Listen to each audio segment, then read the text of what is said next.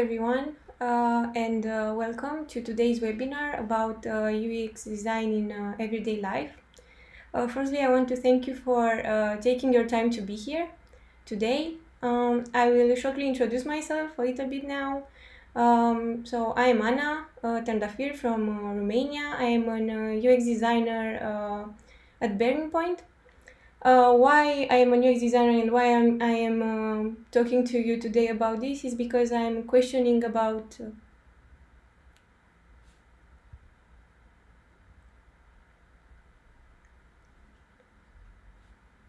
hello everyone.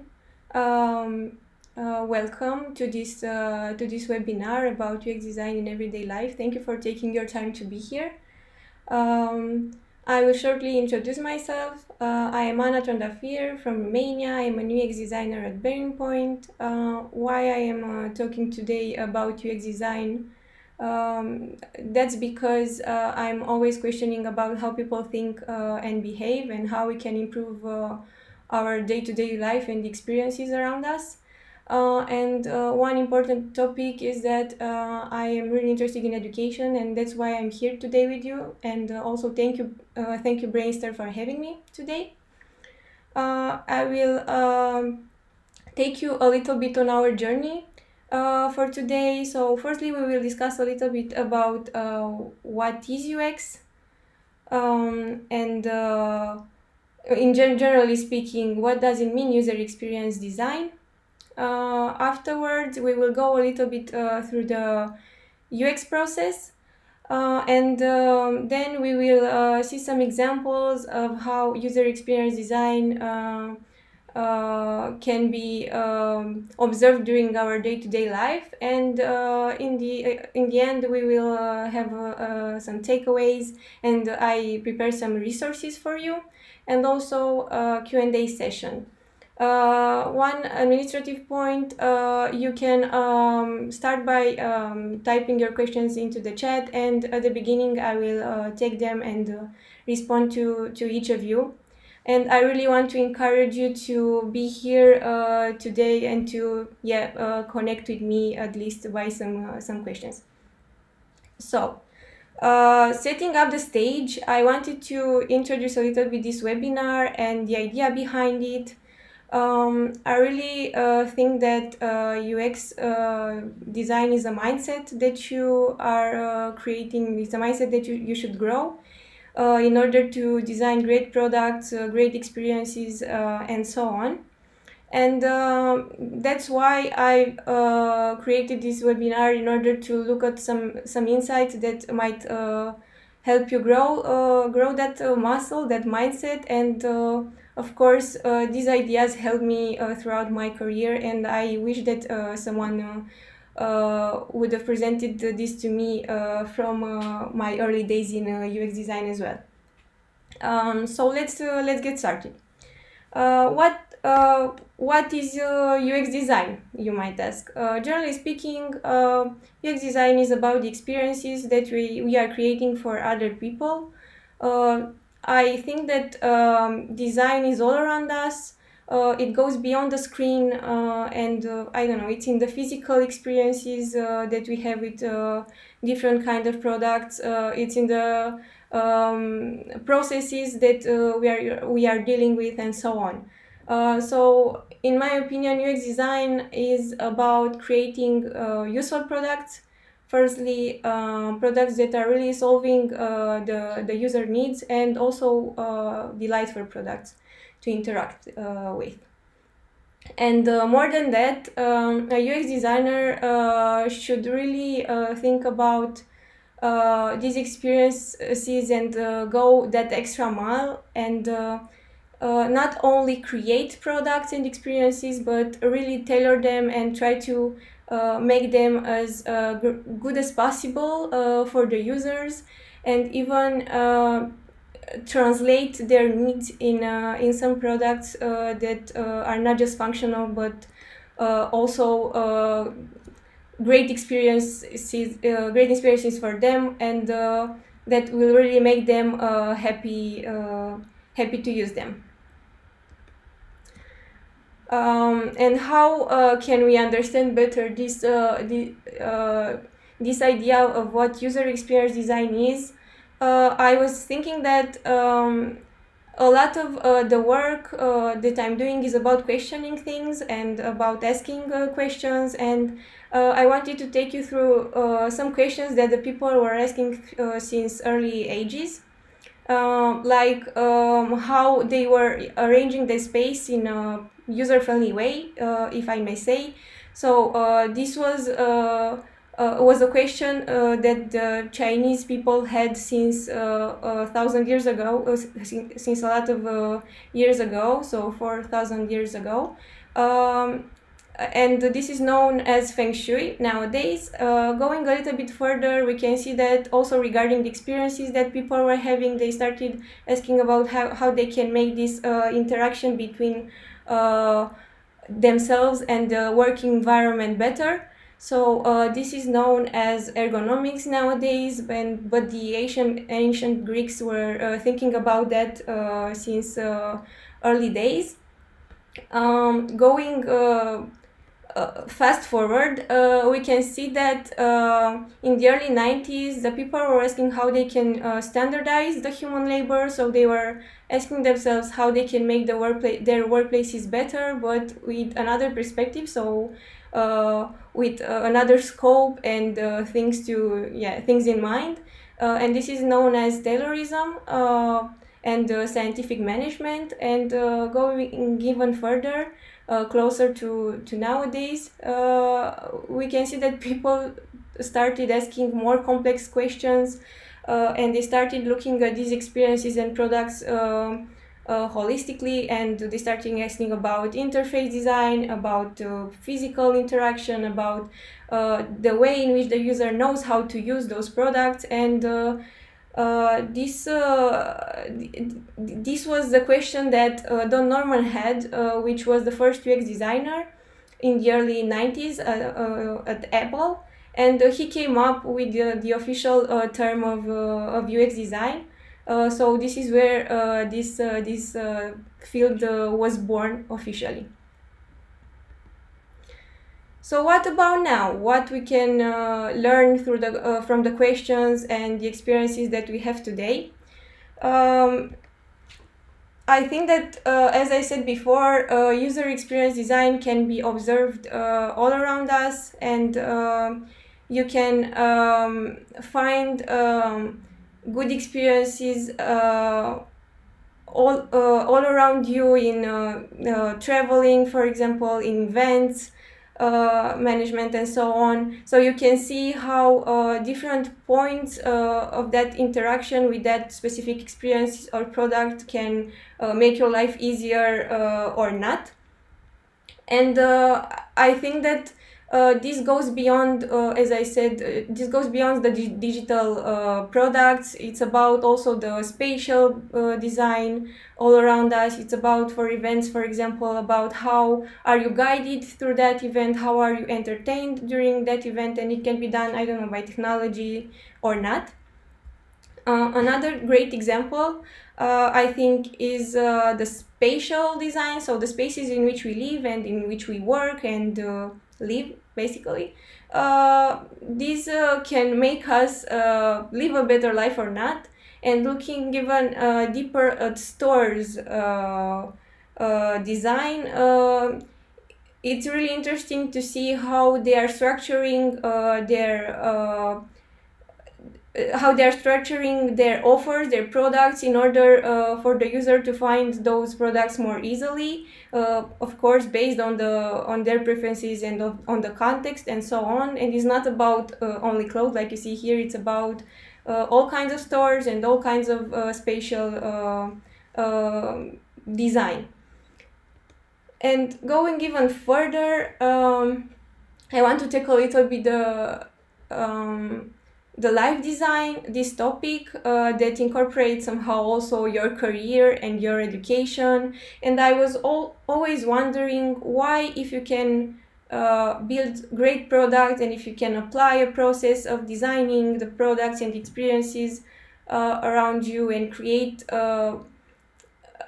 something great, why can't you use that process in order to enhance your life and your career or your education? Why can't we come up with a way to design these things?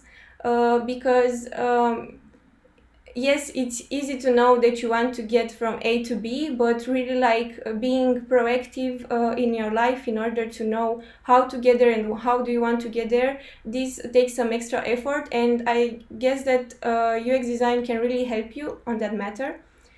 And this links to the UX mindset that I want to share some insights about. As I was stating at the beginning, I want to emphasize a little bit on the fact that the UX mindset can be applied to whatever product, and it can be used with whichever tool. So it's really important to take a look at it. These traits that I've listed here are not only important for UX designers, for example, they are important for us in general, and they can enhance our lives as well. But yeah, let's take a look on each of them and see what kind of insights or how these traits can help us fix some problems and yeah, maybe enhance some experiences around us. So the first one is continuous learning. Of course, this can help you no matter what. It's about committing to being a student for life. And I think that UX really puts you in that place where you need to learn all the time from whichever source, whatever source, and you need to really listen and read and talk with people and so on in order to like go on in your career and with your UX mindset. Next, the problem solving trait and mindset, I think it's crucial to UX design. And one main point that I want to address is that we need to be firstly problem definers. So we really need to train our minds in order to be able to define the right problems. So not just to find problems, to be problem seekers, but to really understand why there is a problem, and afterwards to see how we can solve it. And in this way you can also see a lot of opportunities to learn around yourself, because you always have some issues, I don't know, using something or experiencing something, and you can at least try to define those problems and see what goes from there. Critical thinking, it's about decisions, and I think that it's very important to be able to take decisions and to bring arguments for the decisions that you took, and to be able to analyze the information that you have in order to create those arguments. And you also need to be able to filter and to have constructive contradictions, because in the end you'll take a lot of decisions, and this will help you very much. Empathy is a very known trait or skill for UX designers. This is about caring about your users and really like listening to them, like, and not just really listen to your users, but observing them and going even beyond what they can tell you, because there are times where they don't know what they want. Self-awareness, it's about being reflective, about being knowing where you are, and knowing where you want to go, and by being aware of your own biases and the way in which your minds work and in which you want it to work, there will be a much easier journey in order to become the person who you want to be. And this helps you a lot, because in UX design there is a problem with these biases, because if you are projecting them to your work and to the things that the user wants, you might not get to solve the real problem of the user.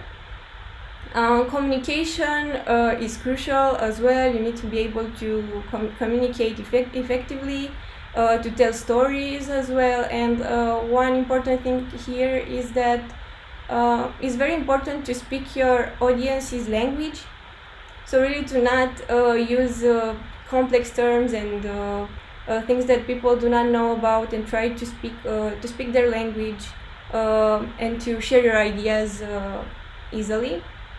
And curiosity, which is also linked to continuous learning, but it's more about how you are looking at the world around you, and how you can find places from which you can learn in order to enhance the skills that you want to enhance, and the traits and so on. So being able to really leverage the world around you and the opportunities of learning. One thing about user needs that I want to emphasize on is that, as I said, it's really important to understand the user needs, and it's really important to define the problem that they have, and to not build products that are not helping them in the end, as you can see in this photo. Eventually they might want something more simple and more easy to use than the thing that you've built, and you've lost a lot of time and energy on that.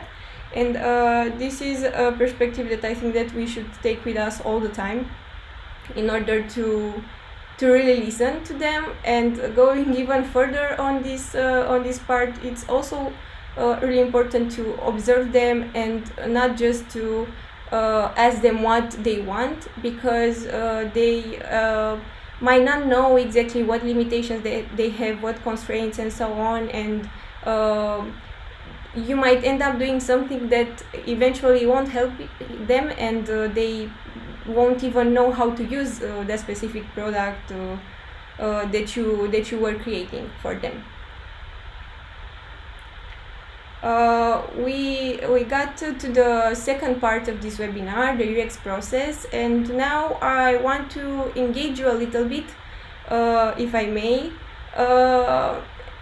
in a way that you can also take with you afterwards, but maybe you can try to do it now a little bit. So I urge you a little bit to think about an experience that you want to improve, or something new that you want to create.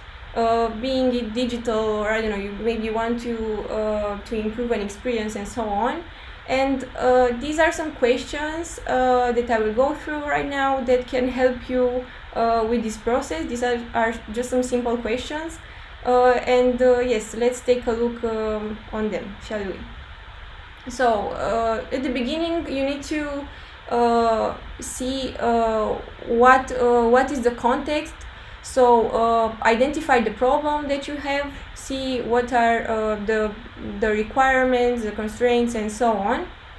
Afterwards, you need to gather data. So you need to research, you need to see, you need to research, you need to see what kind of information do you have to put it all together, and afterwards you need to analyze it and see which are the root causes that can cause that problem, and how you can maybe solve that problem from that analysis. And afterwards you should try to generate some solutions. So you can ask yourself, what can we do?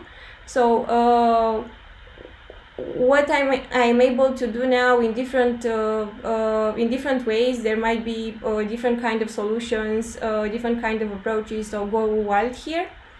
And afterwards, of course, you need to select a solution. So take one from that pool of solutions, and try to think about it, and try to design it to see how can it be implemented, and try to iterate more on this phase, because okay, even if you chose a solution, you need to be able to make it and to imagine it and so on. So here you should prototype a lot, and afterwards you should see how you can really implement it, to make a plan, and to know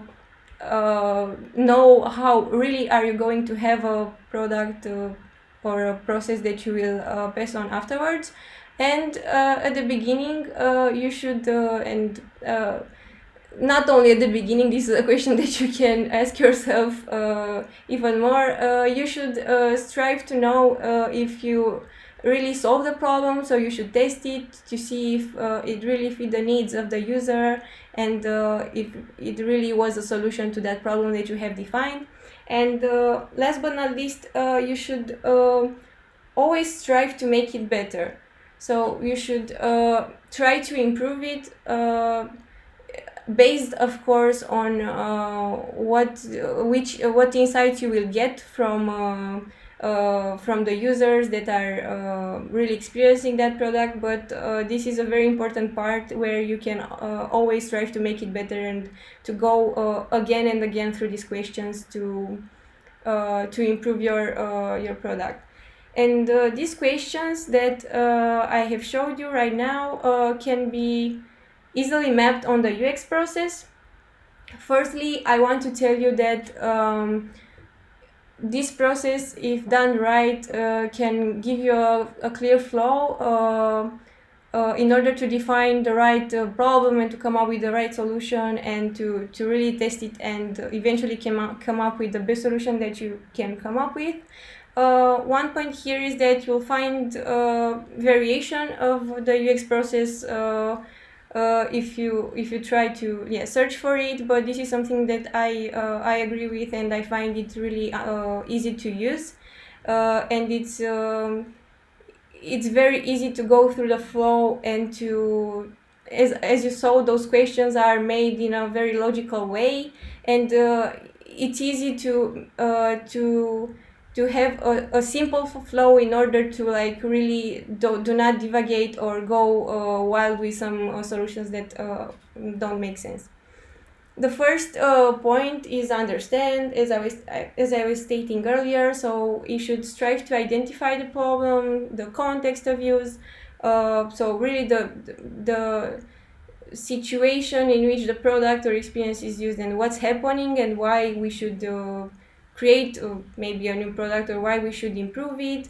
Afterwards, we should get into research. So research with your users, observe them, identify their goals, their pain points. Is really important to go out there and see what they want and what are their problems. Afterwards, you should analyze the data that you have, and to really define that problem, and to make some goals in order to know what you want to achieve at the end of this process.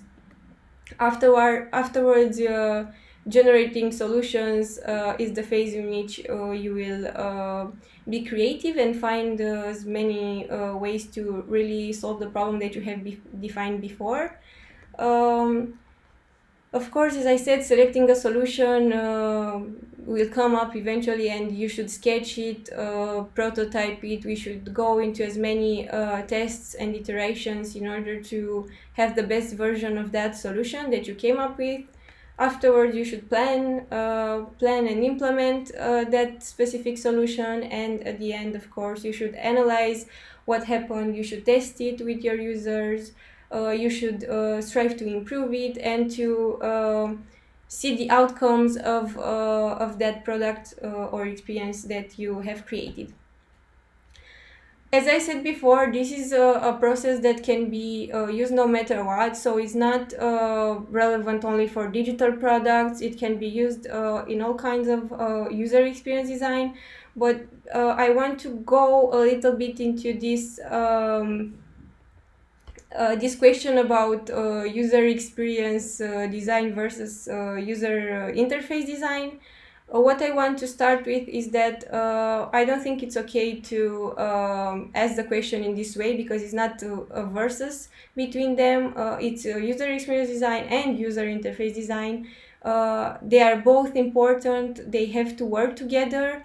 They are parts of the same product. So even if UX is about how it works in general, and solving the user problem, and the UI is about how the product looks, and the look and feel basically of the solution.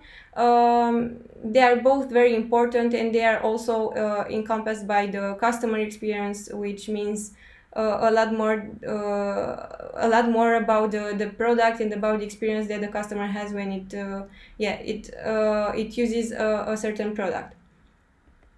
And here are some examples of methods that an UX designer and an UI designer can use during the process. These are just some examples. They can be easily mapped on the process that I have just showed you, but we can see here that the UX design is more focused on solving the problem, and on the research, on the personas and the analysis and the flows and the structure of the product. And the user interface design is more on the visual side, on branding, layout, typography, and so on. And now that we managed to go through the UX process, and that I hope will help you maybe to make an exercise and go through the things that you want to improve, and to really find some insights out of that process, and maybe to make it your own, as I was saying. I want to introduce you to some examples of examples of user experience design that I've encountered in my daily life, in my day-to-day life. And we can start with the parking example. So I will go on by telling you a story about my problem with parking that I hope, I don't hope, but I think that most of us have as well.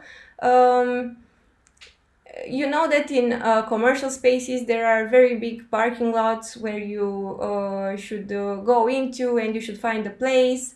And everything should go smoothly, because you don't have to search for parking lots, I don't know, in the city and near the houses and so on. But usually what's happening is that it's very hard to find a parking spot. So you might end up making circles a lot of times, because you cannot find the parking spot, and there are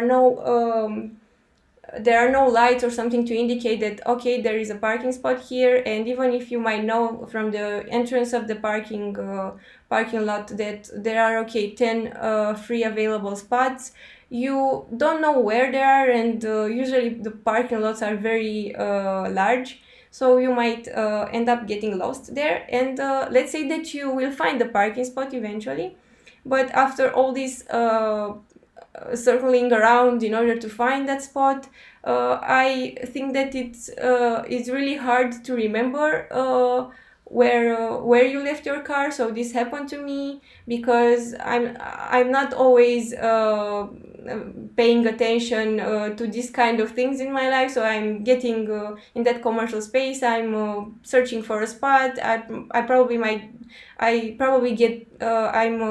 late to a meeting with someone, and I will just leave the car there and go on into the commercial space, and afterwards I cannot remember where I left my car, really.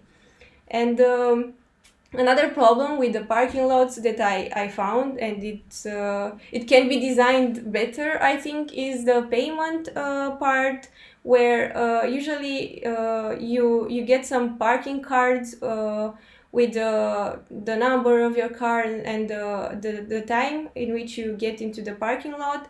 And at the end, when you want to leave, you should pay the parking, and you should go to this machine and put that card inside and get out. And afterwards, at the exit, you should put that card inside of another machine in order for the barrier to get up and for you to be free eventually. But what happens when you forget that parking card, or you lose that parking card and you don't have it anymore?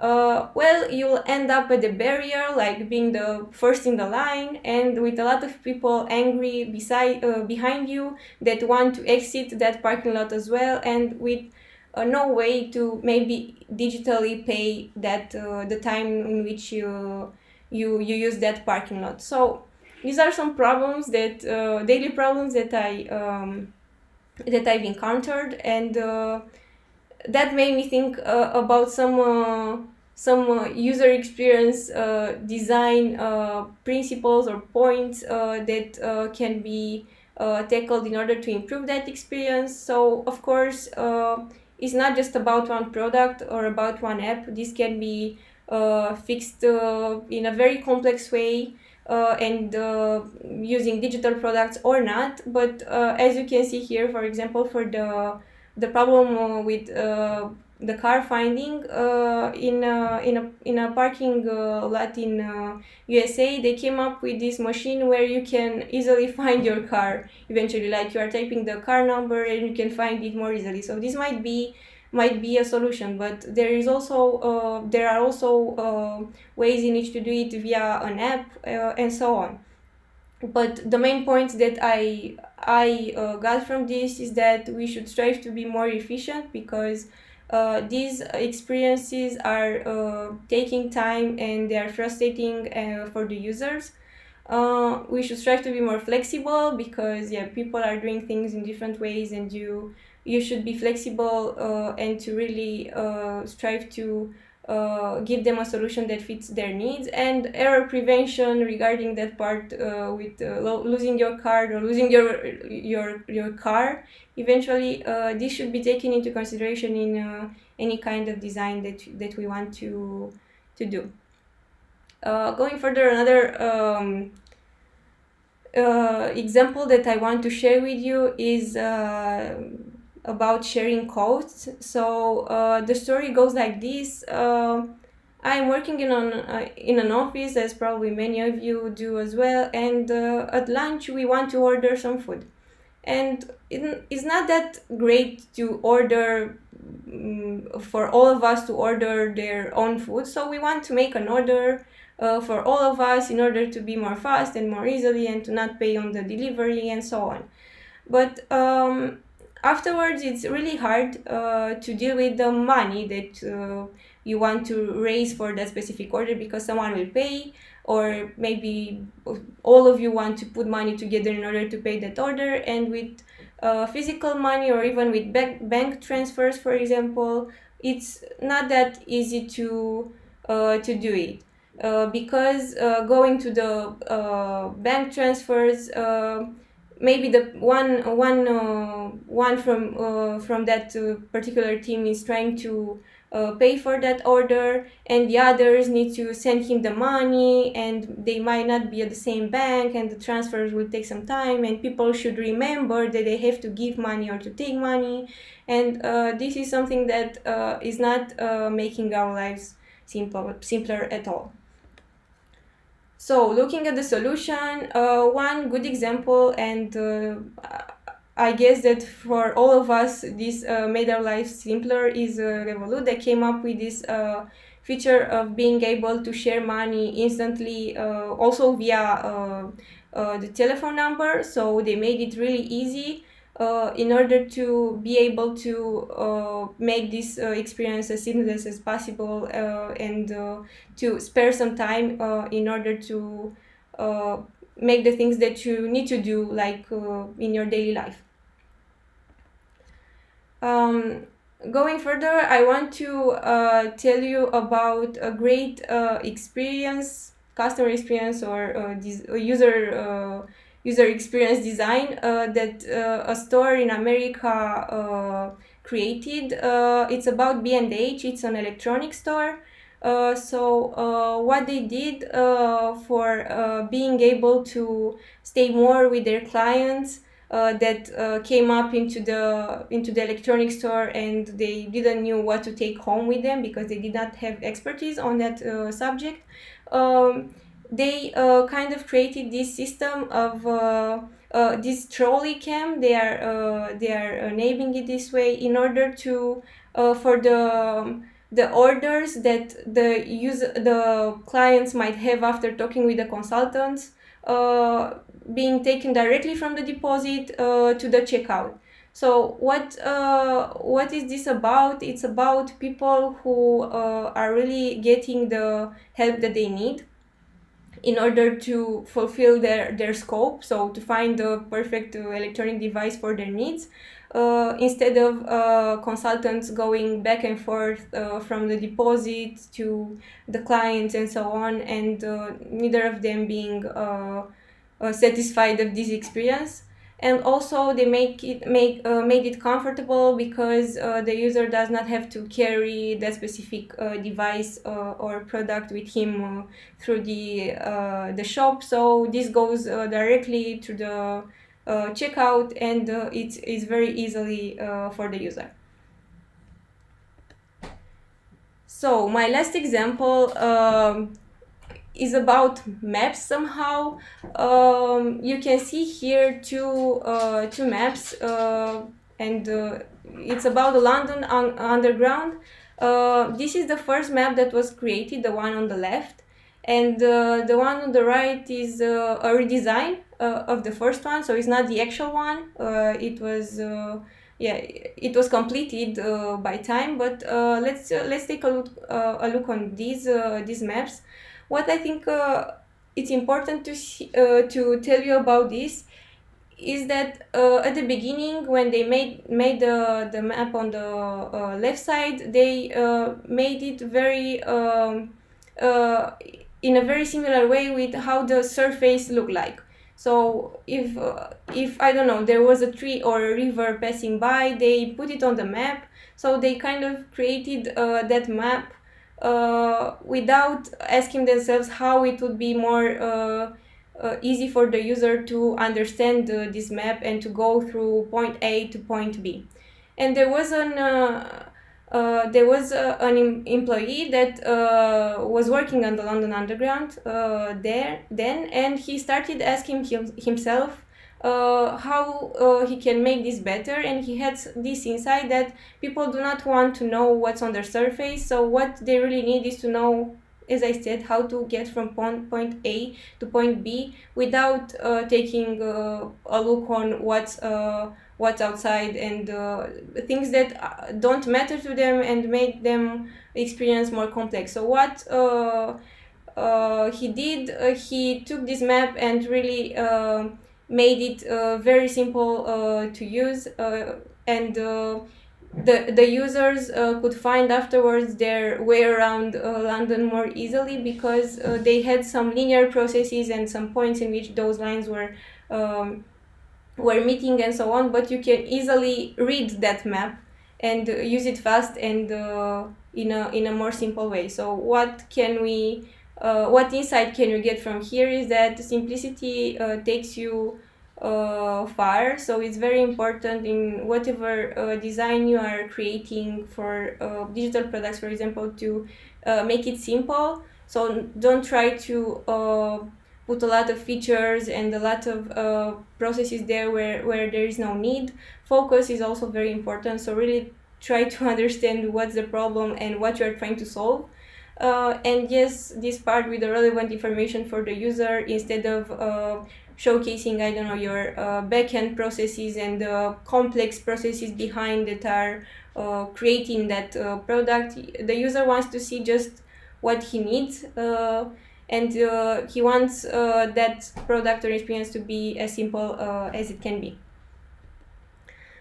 So now that we got to the last topic, looking backwards a little bit to what we've discussed until now, I wanted to share some insights with you, some ideas that, I don't know, might be helpful for you if you want to go into this UX design world. So it's really important to remember that you should always strive to go that extra mile, so to make things better and to go beyond the useful products and the products that are just solving some problem. So go beyond that.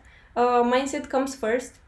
So always try to grow your muscle, that muscle, your mindset, and try to enhance your understanding of this topic and enhance your skills, your traits that can help you use those tools in order to create great products.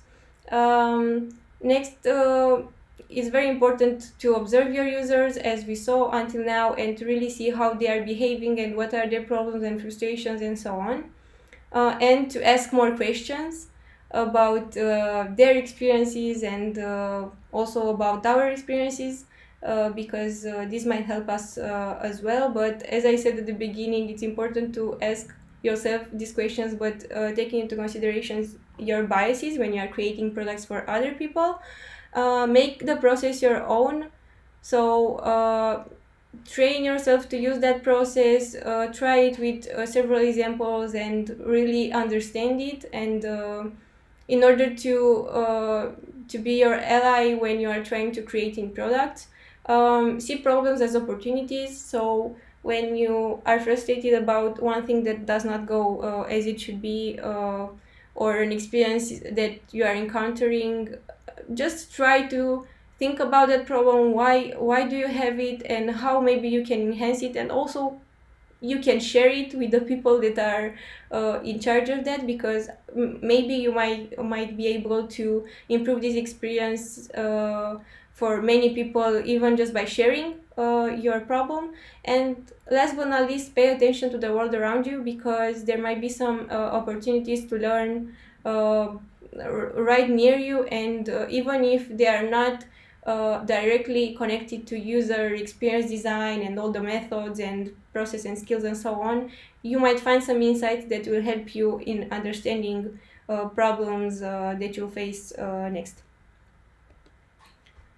And emphasizing on the first idea that I've shared with you, the mindset is really important. So you should strive to know how to use the tools, and how to use your how to think about your products, and how to leverage your mindset in order to use the tools. And yes, the tools you can learn, and this goes hand in hand afterwards in order to create great experiences. Right now, I wanted to share with you some resources that I find valuable. There are some books, some online resources, some podcasts. It depends on how you learn better. Of course, there are many more beyond these ones that I'm sharing with you, but for me, these are the main ones, at least the online resources and podcast books. There are many more, and uh, you can also find a lot of recommendations from UX designers and so on. At the end, I wanted to thank you for being here to me and for taking your time to listen to this webinar. I hope it was useful for you, and that these insights that I had inspired you somehow, and these questions that I've addressed maybe will come up into your mind when you are thinking about the experiences that you want to design and products and so on.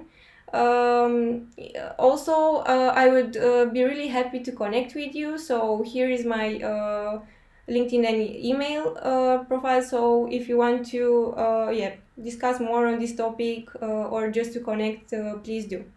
So thank you very much for having me. Thank you, Brainstorm, very much for having me. And yes, we got to the Q&A part where we'll take a look into the questions that you came up with.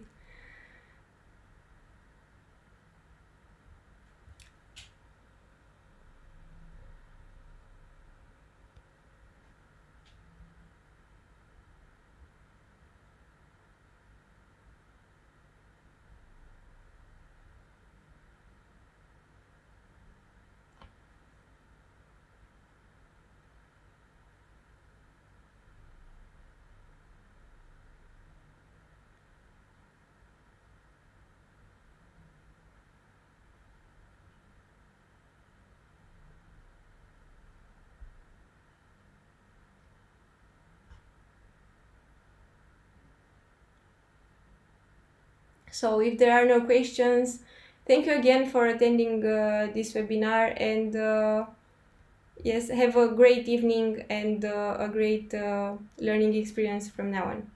Goodbye.